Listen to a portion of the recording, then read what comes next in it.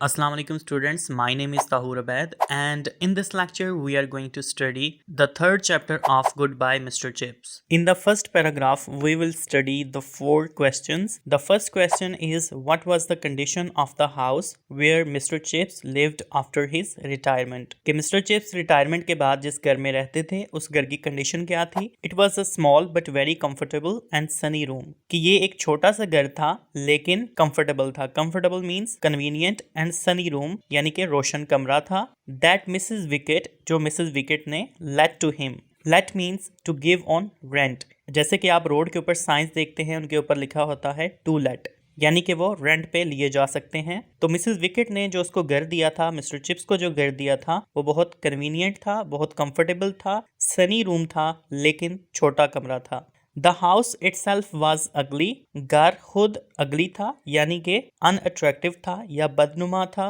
And pretentious. Pretentious means showy और ostentatious यानी कि नुमाइशी था. घर खुद बदनुमा और नुमाइशी था but that didn't matter. लेकिन इससे कोई फर्क नहीं पड़ता था. It was convenient. Convenient means comfortable और favorable यानी कि वो घर आरामदेह था. ये सबसे बड़ी चीज थी. That was the main thing यानी कि सबसे बड़ी खूबी यही थी कि वो घर कन्वीनियंट था, कंफर्टेबल था. In the next line you will get the answer of second question. What would Mr Chips do when the weather was mild enough? जब वेदर माइल्ड होता था यानी कि जब वेदर मुनासिब होता था, मौसम मुनासिब होता था तो मिस्टर चिप्स क्या किया करते थे? फॉर ही लाइक्ड क्योंकि वो पसंद किया करते थे. If the weather were mild enough.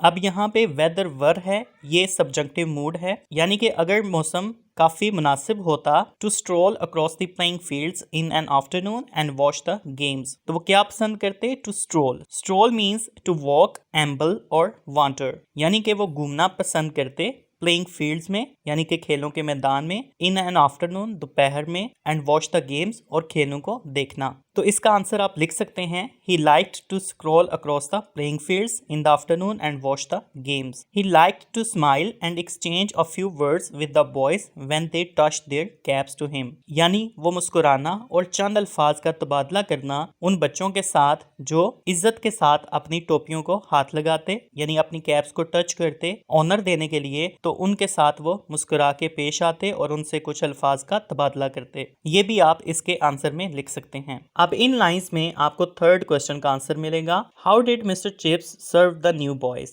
यानी मिस्टर चिप्स बच्चों को कैसे सर्व किया करते थे, कैसे उनकी मेहमान नवाजी किया करते थे. He made a special point of getting to know all the new boys and having them to tea with him during their first term. Made a special point का मतलब है कि वो ख्याल रखा करते थे कि जो भी नए लड़के आते थे उनको वो चाय पे बुलाते ड्यूरिंग देयर फर्स्ट टर्म जो बच्चों का पहला तालीमी दौरानिया होता था. He always ordered a walnut cake with pink icing from Redaways. Redaways एक बेकरी है, वहाँ से वो वॉलनट केक यानी अखरोट के केक का ऑर्डर दिया करते थे जिसके ऊपर पिंक आइसिंग यानी शक्कर की उसके ऊपर तय लगी होती थी. इन द विलेज रेडावेज जो कि एक गांव में बेकरी थी. And during the winter term और सर्दियों के मौसम में there were crumpets. Crumpets means soft cakes. सर्दियों के मौसम में सॉफ्ट केक्स होते थे. To a little pile of them in front of the fire. Pile means stack यानी कि एक ढेर होता. आग के सामने उनका एक छोटा सा ढेर लगा होता था. Soaked in butter so that the bottom one lay in a little shallow pool. Soaked means wet और उनमें से सबसे निचले वाला केक मक्खन के एक छोटे से कम गहरे तालाब में, शैलो मींस कम गहरा, कम गहरे तालाब में पड़ा होता था. His guests found it fun to watch him make tea. उसके जो गेस्ट्स होते थे यानी कि जो बच्चे उससे मिलने आते थे वो चिप्स को चाय बनाते हुए देखकर लुत्फ उठाते थे. Mixing careful spoonfuls from different caddies. Caddies means boxes और containers यानी जब वो छोटे छोटे डब्बों से एहतियात के साथ चम्मच भर भर के उनमें मिलाता तो उसको देख के बच्चे बहुत लुत्फ उठाते थे. अब नेक्स्ट लाइन्स में आपको क्वेश्चन नंबर 4 का आंसर मिलेगा. What did Mr chips ask the new boys and when did he send the boys back यानी मिस्टर चिप्स बच्चों से क्या पूछा करते थे और बच्चों को वो कब वापस भेजा करते थे. And he would ask the new boys और वह नए बच्चों से पूछा करते थे वेयर दे लिव्ड कि वो कहाँ पे रहते थे. एंड इफ और अगरचे they had family connections eight Brookfield और आया कि उनके ब्रुकफील्ड में कोई फैमिली कनेक्शंस हैं यानी कि उनके कोई खानदानी रवाबित ब्रुकफील्ड में हैं. He kept watch to see that their plates were never empty kept watch का मतलब है कि वो ख्याल रखा करते थे कि कभी भी उनकी प्लेट्स खाली ना हो, यानी उनमें वो मजीद कुछ ना कुछ खाने के लिए उनको दे देते थे। एंड पंचुअली एट 5 और पूरे 5 बजे after the session had lasted an hour, जब 1 घंटे की मुलाकात हो जाती, जब 1 घंटे की बैठक हो जाती, he would glance means look, तो वो देखते एट द क्लॉक घड़ी को एंड से और कहते वेल इट्स वेरी डिलाइटफुल, यानी अम्फ के साथ वो गैप देते, meeting you like this I am sorry you can not stay, यानी वो कहते कि अच्छा ये एक बहुत ही डिलाइटफुल यानी कि एक बहुत पुरमसरत मीटिंग थी, मीटिंग यू लाइक दिस आपको इस तरह से मिलना, आई एम सॉरी यानी मैं माजरत हुआ हूँ, यू कैन नॉट स्टे आप रुक नहीं सकते, and he would smile and shake hands with them और वो मुस्कुराता और उनके साथ हाथ मिलाता, इन द पोर्च डेवड़ी में, यानी सहन में खड़े होके वो मुस्कुरा के उनसे हाथ मिलाता, leaving them to race across the road to the school with their comments, और उन्हें सड़क के पार स्कूल की तरफ भाग जाने देता, जबकि वो ये कमेंट्स यानी कि एक तबसरा देते हुए एक बात करते हुए जाते, डिसेंट ओल्ड बॉय यानी कि शाइस्ता बूढ़ा लड़का, चिप्स जिसका नाम चिप्स है, gives you a jolly good tea आपको मजेदार चाय पेश करता है, anyhow and you do know और आप ये लाजमन जानते हैं, when he wants you to push off कि ये आपको कब रुखसत करना पसंद करता है। Next paragraph. And Chips also would be making his comments to Mrs. Wicket when she entered his room to clear away the remains of the party. Remains means leavings or remnants, यानी जो चीजें बाकी बच जाती थी, यानी जब Mrs wicket कमरे में पार्टी की बची कुची चीजें साफ करने के लिए दाखिल होती तो मिस्टर चिप्स उनसे कहता, नेक्स्ट लाइन में आप क्वेश्चन नंबर 5 का आंसर पढ़ेंगे, who was Major Collingwood and why did Mr Chips punish him, कि मेजर कॉलिंगवुड कौन था और मिस्टर चिप्स ने उसको क्यों पनिश किया। अब मिस्टर चिप्स कहते a most interesting time Mrs wicket, की बहुत ही मजेदार बहुत ही इंटरेस्टिंग टाइम गुजरा बच्चों के साथ। Young Branksome tells me that his uncle was Major Collingwood, नौजवान ब्रैंक्सम ने मुझे बताया कि मेजर कॉलिंगवुड उसका चचा था। The Collingwood we had here in nought two means 1902, यानी वही कॉलिंगवुड जो हमारे साथ 1902 में हुआ करता था। आई थिंक इट वाज, यानी कि मेरा ख्याल है कि ये 1902 ही था।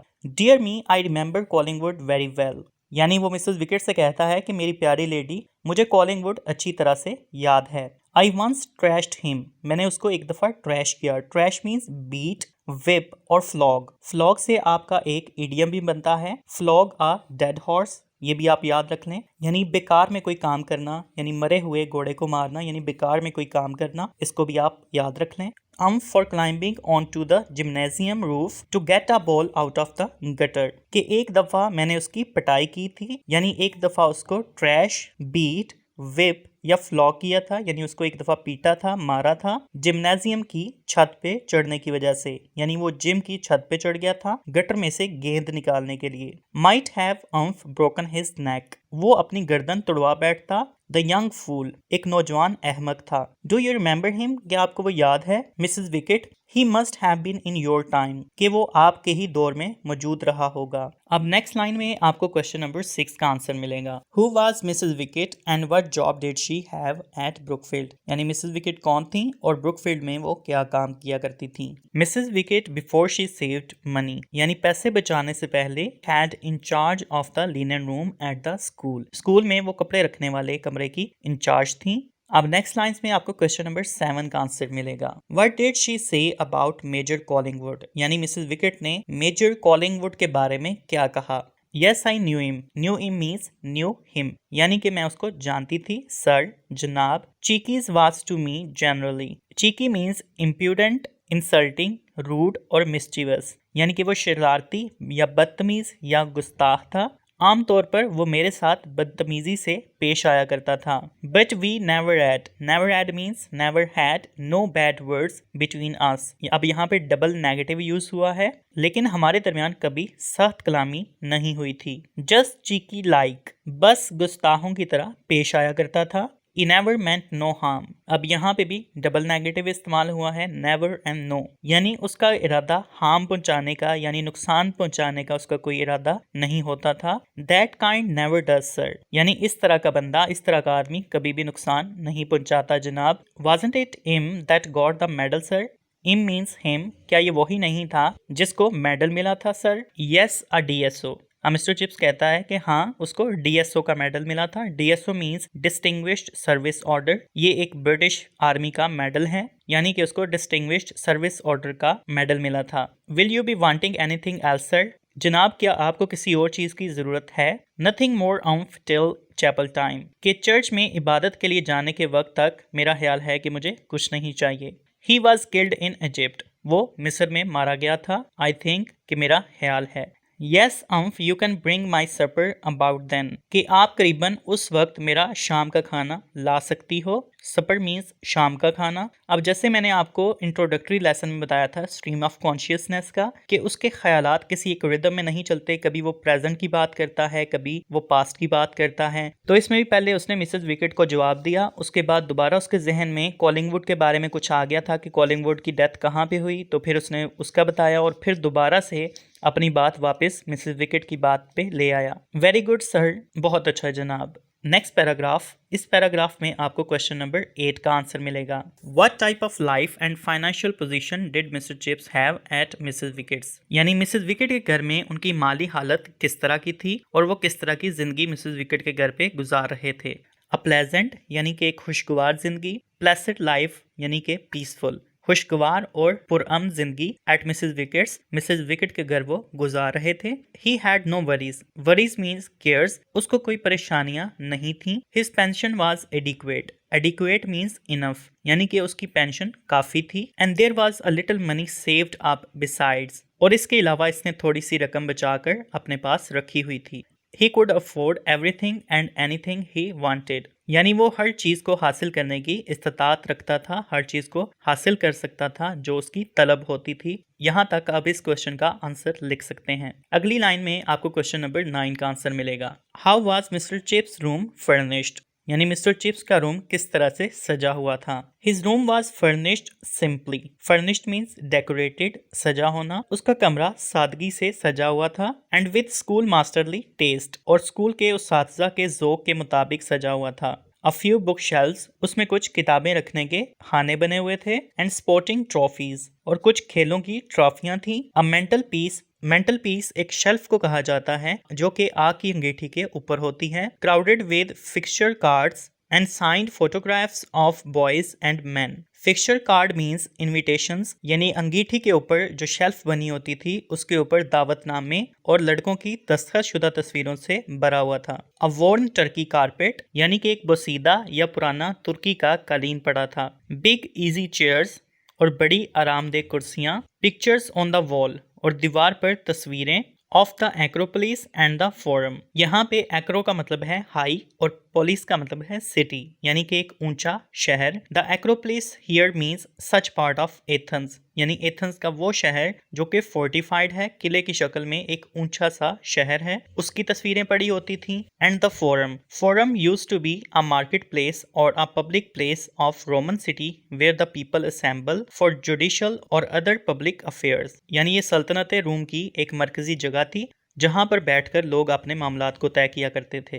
Nearly everything had come out of his old house masters room in school house, यानी स्कूल में मौजूद हाउस मास्टर के कमरे से तकरीबन हर चीज मिसेस विकेट के यहाँ आ चुकी थी। अब नेक्स्ट लाइंस में आपको क्वेश्चन नंबर 10 का आंसर मिलेगा। What types of books were there in Mr. Chips' room? Mr. Chips के कमरे में किस तरह की बुक्स थीं? The books were chiefly classical. Classical means old Latin and Greek, यानी कदीम यूनानी और लातीनी अदब के मुतालिक किताबें थीं। For, क्योंकि that had been his subject, क्योंकि ये उसका मजमून हुआ करता था। However, a seasoning of history and belles lettres. It might be a new word for you. It is belles lettres. इसके स्पेलिंग कुछ बुक्स में गलत लिखे हुए हैं। Belles lettres means literary studies, यानी अदबी किताबें। There was also a bottom shelf piled with cheap editions of detective novels. Detective means investigator, यानी निचला खाना भी था जो जासूसी नावलों के सस्ते एडिशनों से लदा हुआ था। अब नेक्स्ट लाइंस में आपको क्वेश्चन नंबर 10 का आंसर मिलेगा। What type of the books did Mr. Chips read? Mr. Chips किस तरह की किताबें पढ़ा करते थे? Chips enjoyed these, यानी चिप्स इस तरह की किताबें पढ़ना पसंद करते थे जिनमें हिस्ट्री की किताबें, बेल लेट्रास यानी अदबी किताबें, एंड डिटेक्टिव नॉवेल्स और इन्वेस्टिगेटिंग नॉवेल्स होते थे। समटाइम्स और बाज़-औक़ात ही took down Virgil and Xenophon. Virgil एक कदीम रोमन पोएट था जो कि हज़रत ईसा अलैहिस्सलाम की पैदाइश से एक सदी पहले थे, और जेनोफोन रोमन सिटी एथेंस से थे और वो एक फिलोसफर और एक हिस्टोरियन थे, और ये हज़रत ईसा अलैहिस्सलाम की पैदाइश से तकरीबन 450 साल पहले पैदा हुए। And read for a few moments, और मिस्टर चिप्स इनको कुछ देर के लिए पढ़ते, but he was soon back again with doctor Thorndike और इंस्पेक्टर फ्रेंच। यानी चंद लम्हे वर्जिल और जेनोफोन को पढ़ने के बाद वापस डॉक्टर थॉर्नडाइक और इंस्पेक्टर फ्रेंच पर आ जाते। Doctor Thorndike is a fictional detective in a long series of 21 novels and 40 short stories by British author R. Othen Freeman। यानी ये डिटेक्टिव नॉवेल्स और डिटेक्टिव शॉर्ट स्टोरीज की एक सीरीज थी जो कि ऑस्टिन फ्रीमैन ने लिखी थी, जो इस वक्त में काफ़ी मशहूर थी। He was not, despite his long years of assiduous teaching, assiduous means industrious or hardworking, a very profound classical scholar। यानी वो कई सालों तक सख्त मेहनत के साथ पढ़ाने के बावजूद क्लासिक अदब के आला पाया के स्कॉलर नहीं थे। इंडीड, यकीनन। अब नेक्स्ट लाइन्स में आपको क्वेश्चन नंबर 11 का आंसर मिलेगा। What did Mr. Chips think of Latin and Greek languages? कि यूनानी और लातीनी जुबान के बारे में मिस्टर चिप्स क्या सोचा करते थे। इंडीड, यकीनन, he thought of Latin and Greek far more as dead languages from which English gentlemen ought to know a few quotations than as living tongues that had ever been spoken by living people। Quotations means sayings or excerpts। यानी दरअसल वो लातीनी और यूनानी जुबानों को ज्यादातर मुर्दा ज़बानों से ज़्यादा समझते थे, जिनमें से चंद अक़वाले ज़री या चंद कोटेशंस अंग्रेज़ लोगों को सीख लेनी चाहिए, और इन्हें ऐसी ज़ुबानें नहीं समझा जाता था जिन्हें के आमतौर पर जिंदा लोग बोलते हों। अब नेक्स्ट लाइन्स में आपको क्वेश्चन नंबर 12 का आंसर मिलेगा। Why did Mr chips like the article in the times? The times अखबार में, जो कि एक यूके का अखबार था, उसमें मिस्टर चिप्स आर्टिकल में क्या पसंद करते थे? He liked, वो पसंद करते थे, those short leading articles। Leading articles means prominent और important articles, यानी वो मज़ामीन पसंद करते थे in टाइम्स अखबार में that introduced a few tags, यानी वो आर्टिकल जिसमें कुछ टैग्स मीन्स कोटेशंस, यानी वो आर्टिकल्स जिनमें कुछ कोटेशंस इंट्रोड्यूस करवाई जाती थी, मुतारिफ करवाई जाती थी। दैट ही रिकग्नाइज्ड, जिनसे वो वाकिफ होता था। To be among the dwindling number of people. Dwindling means declining और डिक्रीजिंग, यानी वो तादाद में कम होते हुए उन लोगों में से था। हु अंडरस्टैंड, जो समझते थे, सच थिंग्स, इस तरह की चीजें, यानी जो इस तरह की लैटिन और ग्रीक की कोटेशन समझते थे, उस तरह के जो चंद लोग थे, उन चंद लोगों में मिस्टर चिप्स शामिल थे। And was to him a kind of secret and valued Freemasonry। Freemasonry means brotherhood और harmony, और ये बात इसके लिए एक बड़ा राज और काबिल कदर रवादारी थी। इट रिप्रेजेंटेड, ये नुमाइंदगी करता था। ही फेल्ट, मिस्टर चिप्स महसूस किया करता था, one of the chief benefits to be derived from the classical education, यानी वो ये महसूस किया करता था कि क्लासिकल इल्म से हासिल होने वाले बड़े फ़वाइद में से इसकी नुमाइंदगी करता था। यानी क्लासिकल एजुकेशन से जो उसे सबसे बड़े फ़ायदे पहुंचे, उन फ़ायदों में से एक फ़ायदा ये था कि वो पुरानी कोटेशंस, लैटिन और ग्रीक की जो कोटेशंस होती थी, उनको वो समझ सकता था। अब नेक्स्ट पैराग्राफ में आपको क्वेश्चन नंबर 14 एंड 15 का आंसर मिलेगा, जिनके आंसर्स ऑलमोस्ट सेम हैं। Question number 14, what were mister chips quite enjoyments eight Mrs wickets house? Quite means peaceful, यानी मिस्टर चिप्स की मिसेस विकेट के घर में पुरअमन लज़्ज़तें क्या थीं? What were Mr. Chips' activities while living at Mrs. Wicket's house? Mrs wicket के घर में रहते हुए मिस्टर चिप्स की क्या एक्टिविटीज थी, वो क्या किया करते थे? So there he lived at Mrs. Wicket's with a quiet enjoyments of reading and talking and remembering। बस वो मुताला करने, बातें करने और माजी की यादों की पुरसकून लज़्ज़तों के साथ मिसेस विकेट के यहाँ रिहाइश पजीर था। An old man, वो एक बूढ़ा, white haired यानी सफ़ेद बालों वाला, and only a little bald means hairless, यानी वो थोड़ा सा गंजा शख्स था। Still fairly active for his years, drinking tea, receiving callers, busying himself with corrections for the next editions of Brookfield Directory, writing his occasional letters in thin, spidery but very legible script। Occasional means infrequent or random, spidery means untidy or irregular writing, but very legible, which means very readable, script means writing। अभी भी वो अपनी उम्र के लिहाज से active था। वो चाय पीने, मुलाकातियों का इस्तकबाल करने और ब्रुकफील्ड की डायरेक्टरी के अगले एडिशन के लिए गलतियां दुरुस्त करने में अपने आप को मसरूफ रखा करता था और अपनी बारीक यानी कि अपनी थिन और अनटाइडी यानी कि लंबी लिखाई के साथ कभी कभार पढ़े जा सकने वाले खतूत लिखने में मसरूफ रहता था। He had new masters to tea as well as new boys. वो नए उसात्ज़ा और नए लड़कों को चाय पे बुलाता। There were two of them that autumn term, and as they were leaving after their visit, one of them commented. यानी मौसम खिज़ां की तालीमी मुद्दत के दौरान उनमें से दो उस्ताद जब मिलने के बाद वापस जाने लगे तो उनमें से एक ने कमेंट किया, Quite a character, the old boy. क्या खूब आदमी है ये बूढ़ा लड़का। Isn't he? क्या वो नहीं है। All that fuss about mixing the tea. Fuss means excitement, यानी चाय मिलाने में इतना हंगामा, यानी वो कितने आराम से चाय मिलाया करता था, उसके अंदर चीनी कितनी केयरफुल उसके अंदर मिलाया करता था। A typical bachelor एक मिसाली कंवारा किरदार है। If ever there was one, कि अगर वो कभी कंवारा रहा था। अब यहाँ पे आपको लास्ट क्वेश्चन का आंसर मिलेगा। Was Mr. Chips really a bachelor? क्या मिस्टर चिप्स वाकई एक कंवारा था? Which was oddly incorrect. Oddly means strangely, यानी कि अजीब तौर पर ये गलत बात थी। Because क्योंकि chips was not a bachelor at all. क्योंकि चिप्स बिल्कुल भी कंवारा नहीं था। At all means बिल्कुल भी। He had married, उसने शादी की थी। Though it was so long ago, अगरचे के ये बहुत पहले की बात थी, इसको बहुत अरसा गुजर चुका था। That none of the staff at Brookfield could remember his wife. यानी इतना ज़्यादा अरसा गुजर चुका था कि ब्रुकफील्ड के अमले में से किसी को भी उसकी बीवी के बारे में याद ना था।